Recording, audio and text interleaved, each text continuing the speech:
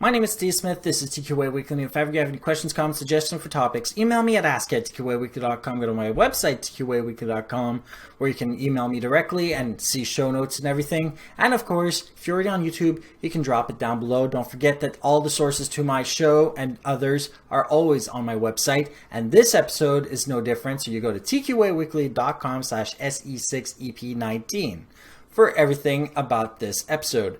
And if you want to make this show better, you actually go to patreon.com/TQA Weekly. Members of my Patreon also get this episode 24 to 48 hours in advance, on top of other benefits based on how much they contribute.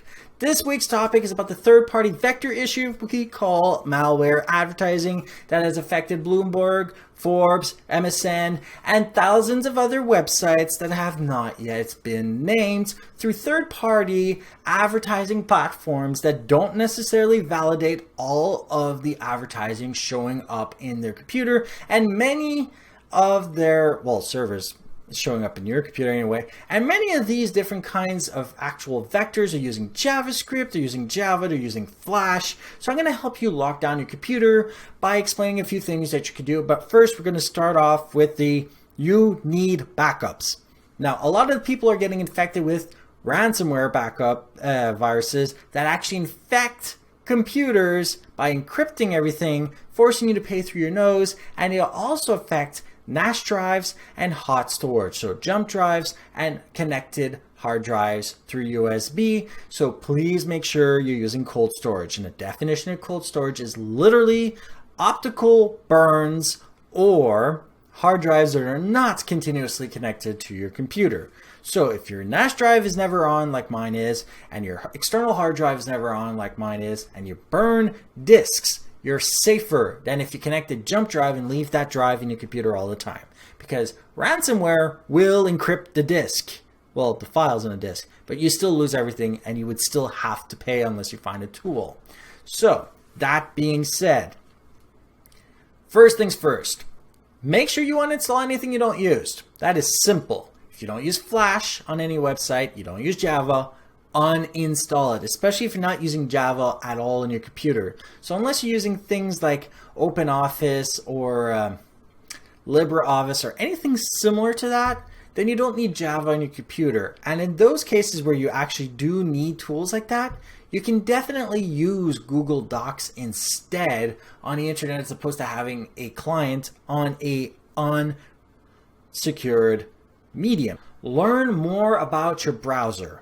So cookies, by the way, which are literally what most people freak about on the internet, are the least dangerous vector on the internet. They only store information and tracking stuff. So learning how to deal with your browser is a very important thing. You can control how cookies work inside your browser. By the way, you also can control how images work. Images are now programs, first of all. You can get infected through images. I know I'm scaring some people. You have JavaScript control. You have handler control that allows you to actually connect to other programs inside your computer. You got plugin controls. By the way, in the case of JavaScript and plugins and pop-ups, I would definitely request that you force it to ask permission, especially for locations and also for notification. I accept notifications from Facebook only and Google only. So then you also have full screen support for who gets to put your screen into full screen. You have cursor support for your mouse, so you can actually make sure nobody modifies it because some of the cursors can contain bad code. Protected content, make sure that's on so you can actually access things like Netflix.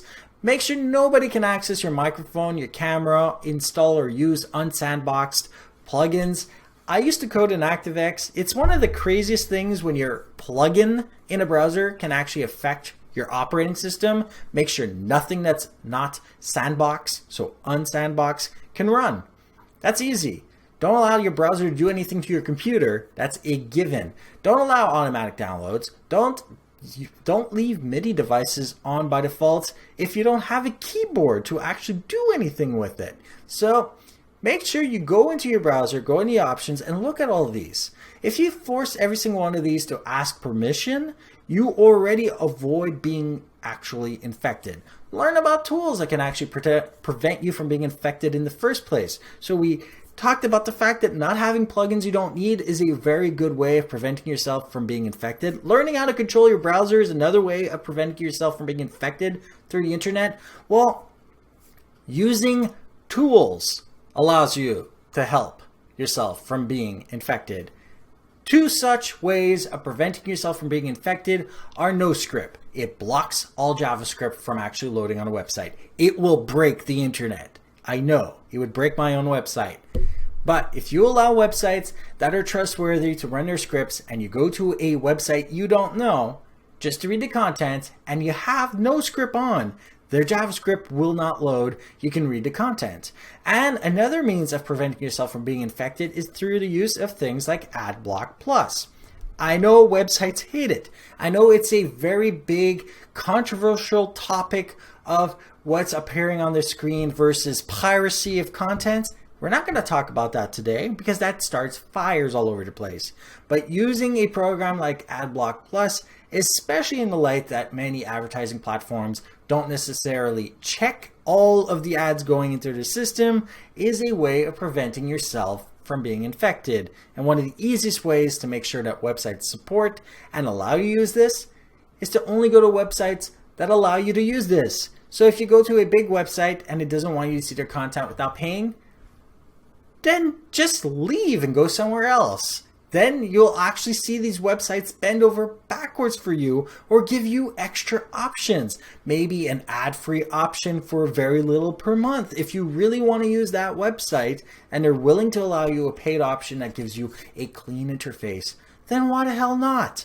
And if you still can't protect yourself through the means of using cold storage to make sure you never lose your files, through uninstalling plugins that you don't use, through using tools like NoScript and AdBlock Plus, and even learning how to manipulate the different aspects of your browser, then disconnect and get off the internet, because it is a freaking wild west on the internet. And the further we go into time, the more and more malware, the more and more viruses we will encounter. Despite what you think, this is not limited to Windows. This affects Windows, Macs, and Linux. There is no exception, and even Apple has not said since 2008, for all those Mac fans out there, that their computers are safe from viruses. You just have to look it up. Even I was amazed doing an episode on how many viruses affect Macs as well, and Macs are based on BSD. So any virus that can affect a BSD system can infect a Mac. If you like this episode and learned something from it, like it. Otherwise, dislike it. Leave your comments, questions, suggestions for topics down below. And don't forget to go to my Patreon at patreon.com/TQA Weekly. Have a great day and goodbye.